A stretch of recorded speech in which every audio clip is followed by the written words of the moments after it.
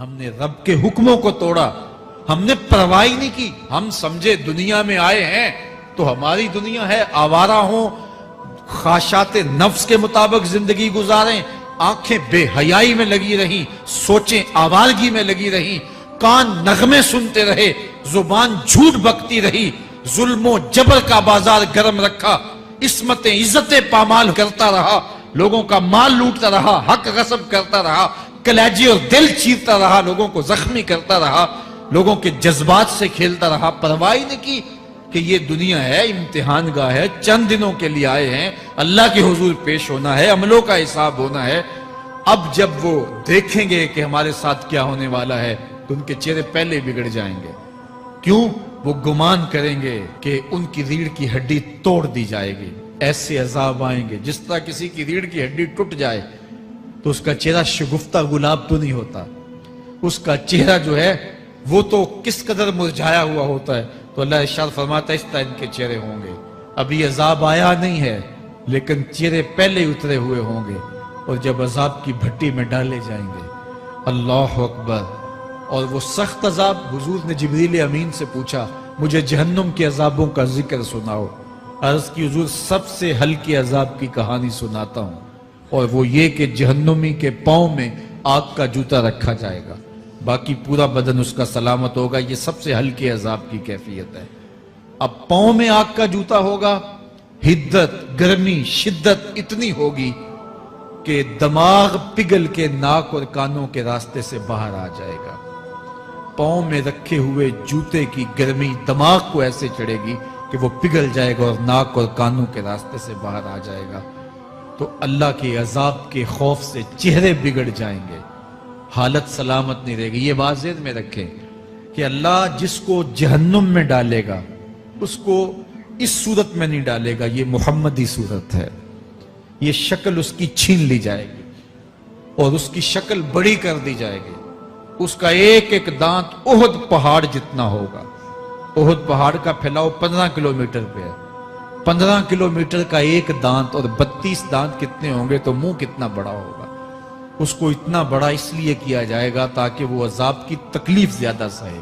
70 گز موٹی کھال ہوگی، اور کھال جل جائے گی تو اللہ قرآن میں فرماتا ہے ہم نئی کھال دے دیں گے تاکہ عذاب کی تکلیف اس کو گوارا کرنی پڑے۔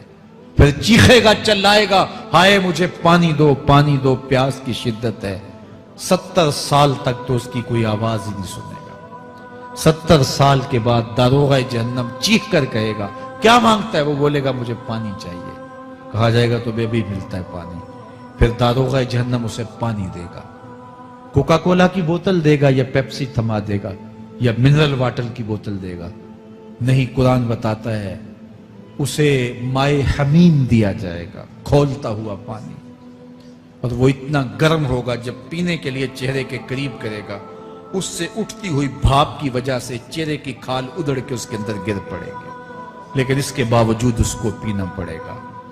اللہ فرماتا ہے یہ دنیا ہی سب کچھ نہیں ہے، سمجھ لیا یہی سب کچھ ہے، آخرت کو بھول گئے، صبح اٹھے کام پہ چلے گئے، شام آئے آوارگی میں چلے گئے، صدائیں آتی رہی حی علی الصلاۃ حی علی الفلاح، کوئی پرواہ نہیں کی، نہ پیشانیوں نے سجدے کیے، نہ سوچوں میں پاکیزگی آئی، زندگی یوں گزار کے چلے گئے۔ ایسے نہیں، کہا ایک وہ ہوں گے جن کے چہرے شگفتہ گلاب ہوں گے، ایک وہ ہوں گے جن کے چہرے بگڑے ہوئے ہوں گے۔ اللہ اکبر، کلا اذا بلغت التراقی، یہ تو قیامت کا منظر ہے نا، قیامت سے قبل بھی ایک منظر ہے، اللہ اس منظر کو بھی بیان کر رہا ہے، کلا اذا بلغت التراقی، ہاں ہاں جب جان گلے کو پہنچ جائے گی۔ اے انسان تیرے اوپر وہ گھڑی بھی آنے والی ہے، وہ وقت بھی آنے والا ہے جب سانس اس ہنسلی میں اٹک جائے گا، جب سینے سے بھی سانس اوپر چلی گئی، اب ڈاکٹر بھی لا علاج قرار دے رہے ہیں کہ اب علاج نہیں رہا ہے، جان بس اب نکلنا چاہ رہی ہے، اور کہا جائے گا کوئی جھاڑ پھونک والا بلاؤ۔ اب ڈاکٹروں نے تو جواب دے دیا، اب سانس اٹک گئی گلے میں، چند لمحوں کی مہمان ہے، اب ڈاکٹروں نے کہا اب ہماری جانب سے لا علاج ہو گیا، اب لے جاؤ اس کو گھر یا وینٹیلیٹر پہ ڈال دیتے ہیں اس کو، بس اب ہماری جانب سے کوئی اس کا علاج نہیں ہے۔ اب گھر والے روتے ہیں، کہتے ہیں کوئی جھاڑ پھونک والا لاؤ، کوئی دم والا لاؤ، شاید وہ کوئی دم کرے تو اس کی جان میں جان آ جائے۔ ڈاکٹروں نے تو لا علاج قرار دے دیا۔ وَظَنَّ عَنَّهُ الْفِرَاقِ، اللہ فرماتا ہے یہ تو جھاڑ پھونک والے کو ڈھونڈ رہے ہیں، لیکن جس کی سانس یہاں اٹکی ہے وہ سمجھ گیا ہے اب موت آ گئی ہے، اس کو یقین ہو گیا ہے کہ اب موت کے لمحے آ گئے ہیں، اب میں بچ نہیں پاؤں گا۔ اب آنکھیں تاڑے لگی ہوئی ہیں۔ وَالْتَفَّتِ السَّاقُ بِالسَّاقِ، پنڈلی پہ پنڈلی چڑھ رہی ہے۔ جب موت آ جاتی ہے تو پھر پنڈلی سے پنڈلی لپٹ جاتی ہے، اس کو پھر جدا کرتے ہیں اور جدا کر کے دونوں انگوٹھے باندھ دیتے ہیں تاکہ پنڈلی کے اوپر پنڈلی نہ چڑھے۔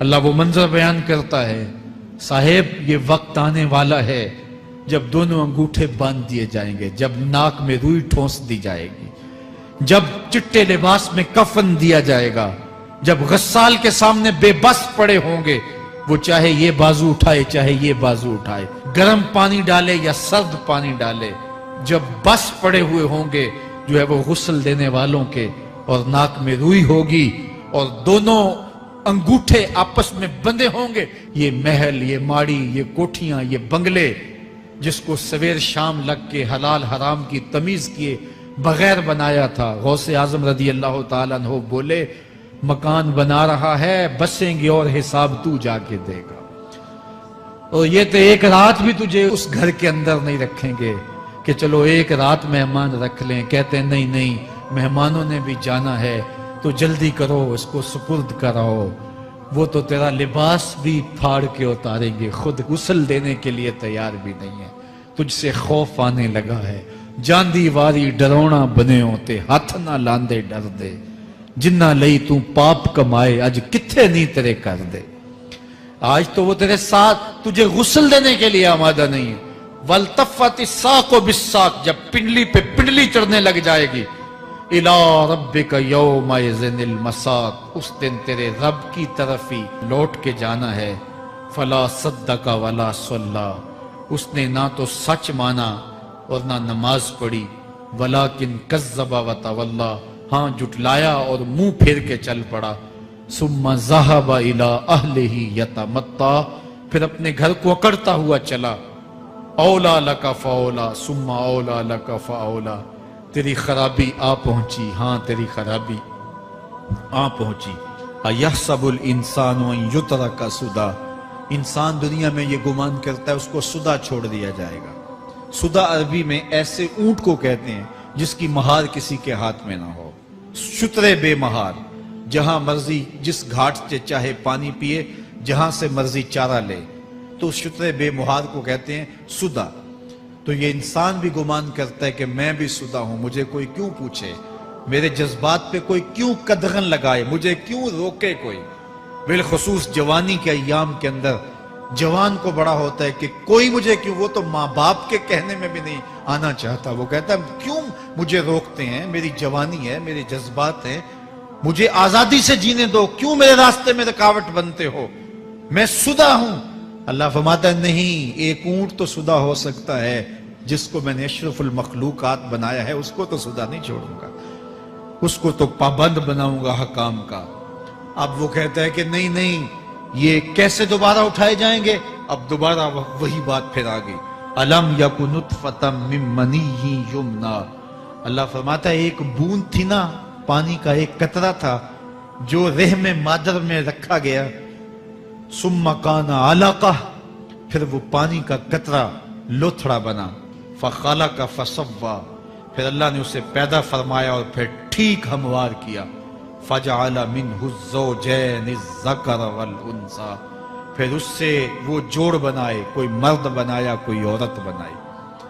کہا اب غور کر، اب تیری آنکھیں دیکھتی ہیں، بجلیاں چمکتی ہیں، تیری زبان کا طوطی بولتا ہے، لوگ اشش کرتے ہیں تیری گفتگو پہ، تیری گفتار پہ صدقے جاتے ہیں، تیرے لہجے کے جمال کو دیکھتے ہیں، تیرے سینے کا زور، تیرے پنجوں کی طاقت، تیری دماغ کی تیزیاں اور تیری سوچوں کے اجالے، تیری زوردار ٹانگیں، تیرے کڑیل بازو اور تیری چوڑی چھاتی اور تیرے گلاب کی پتیوں جیسے ہونٹ، اے انسان یہ سب کچھ کہاں تراشا گیا؟ ماں کے رحم میں، اس تاریکی میں جو 3 پردوں میں تھی، تیرا سر تیرے گھٹنوں میں تھا، اور تیرے رب نے وہاں تیرے اندر نسوانیت یا رجولیت کی صلاحیتیں پیدا کی، تیری آنکھوں میں چمک پیدا کی، تیرے کانوں میں نغمے بکھیرے، تیری زبان کے پٹھوں پہ قوت ذائقہ رکھی،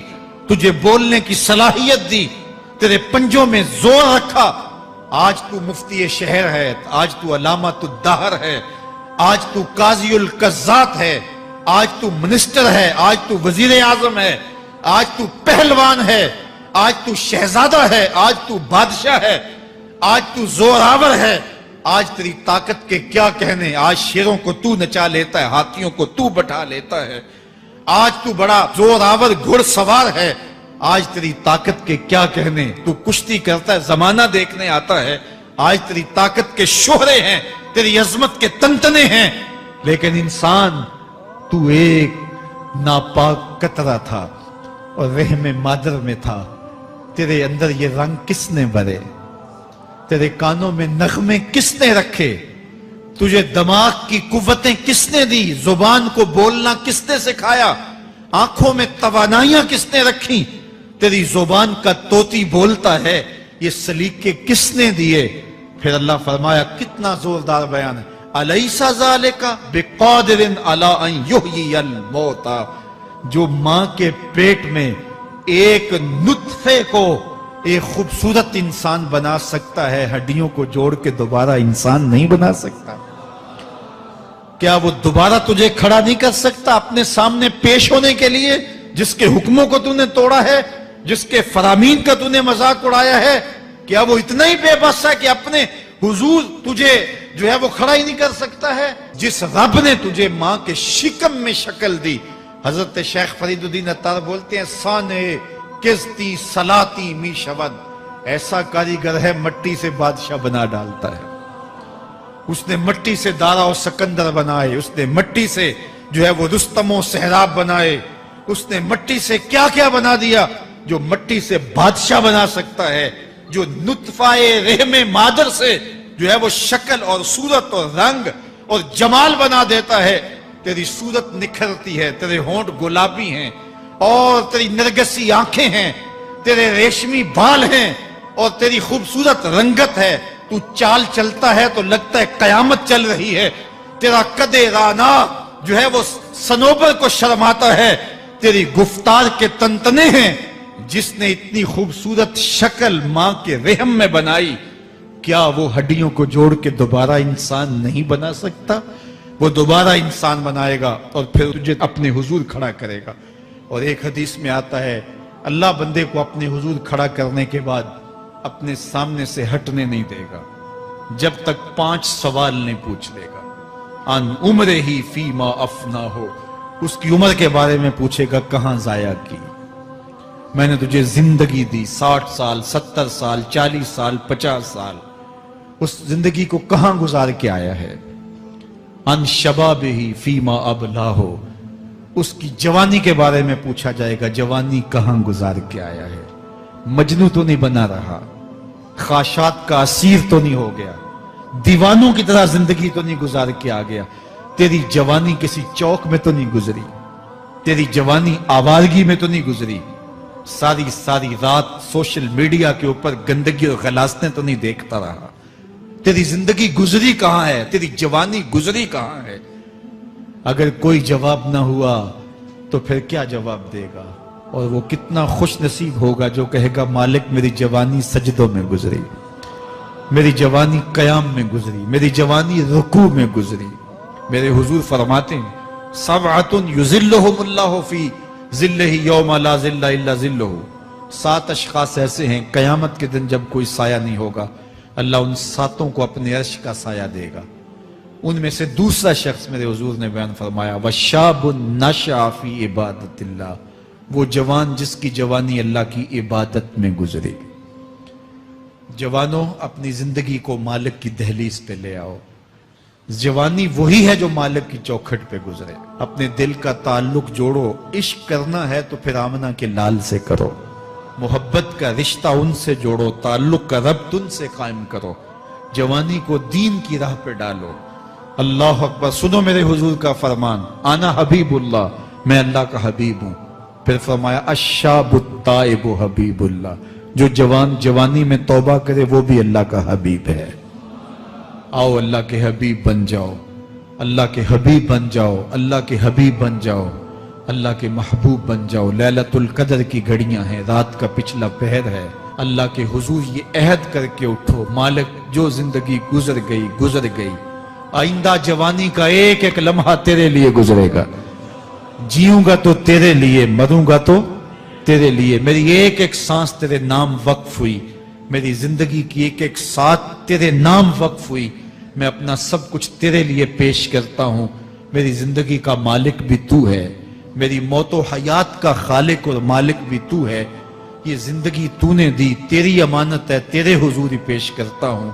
اور لیلۃ القدر کی گھڑیوں میں اس عزم کے ساتھ گھروں کو لوٹو کہ اللہ میری زندگی کا ایک ایک لمحہ تیرے نام ہوا، آنے والے موسم تیرے نام ہوئے، میری جوانی تیرے نام ہوئی، میرے آنسو تیرے نام ہوئے، میری پیشانی تیرے نام ہوئی، میرے دل کی دھڑکن تیرے نام ہوئی، میری صلاحیتیں تیرے نام ہوئی، میری زبان بولے گی تو تیری تسبیح بولے گی، تیرے ذکر کے ترانے پڑے گی، میرے کان سنیں گے تو قرآن کے نغمے سنیں گے، میری آنکھیں دیکھیں گی تو مالک تیری قدرت کی نشانیاں دیکھیں گی، تیرے رسول کا روضہ دیکھیں گی، تیرا کعبہ دیکھیں گی۔